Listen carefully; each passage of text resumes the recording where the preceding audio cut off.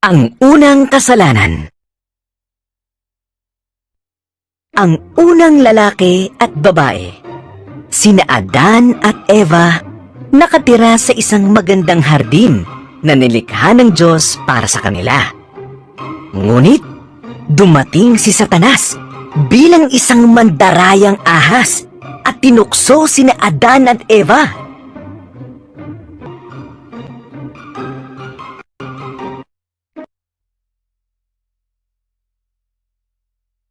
Sinabi ba ng Diyos na huwag kayong kakain ng bunga sa mga punong ito? Tanong ng ahas kay Eva. Huwag lang sa puno sa gitna ng halamanan. Sagot ni Eva. Kapag kumain kami nito, mamamatay kami.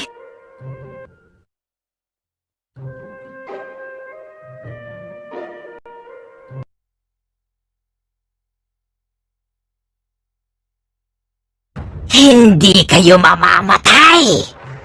Sabi ng ahas. May dahilan kung bakit ayaw ng Diyos na kumain kayo mula sa punong yun.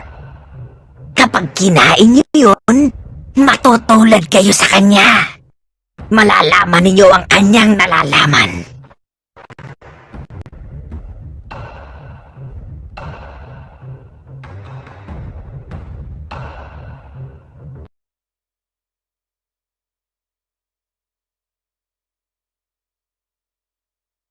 Kinain ni Eva ang bunga.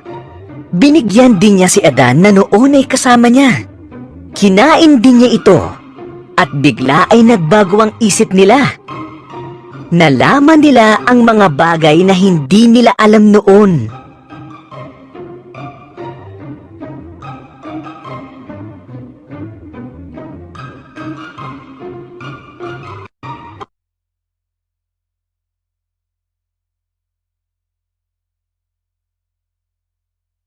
Ang isang bagay na nalaman nila ay na sila ay hubad. Nagtahi sila ng mga dahon para ipantakip sa kanilang mga sarili. Noon ay hindi sila natatakot o nahihiya, kaya't nalaman nilang may mali.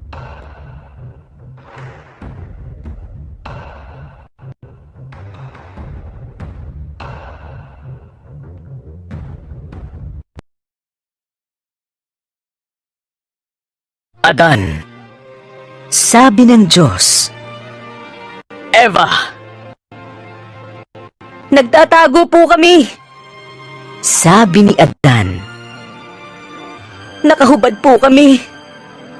Nalaman ninyo yan dahil kumain kayo ng bunga mula sa punong yon.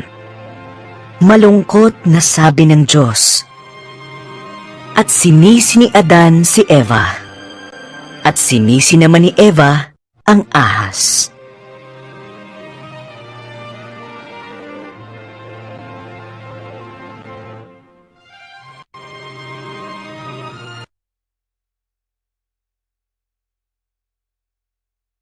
Sinabi ng Diyos, "Ikaw, ahas, mula ngayon ay gagapang ka gamit ang iyong tiyan. Ang anak ng babae ang tatalo sa'yo.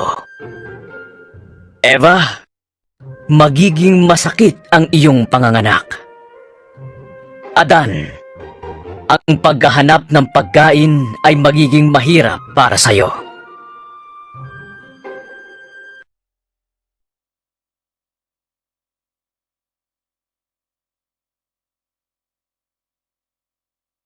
At gumawa ang Diyos ng damit para kina Adan at Eva, at sila ay pinaalis sa hardin. Naglagay siya ng isang anghel na may hawak na nagliliyab na espada bilang bantay, para hindi na sila makabalik doon.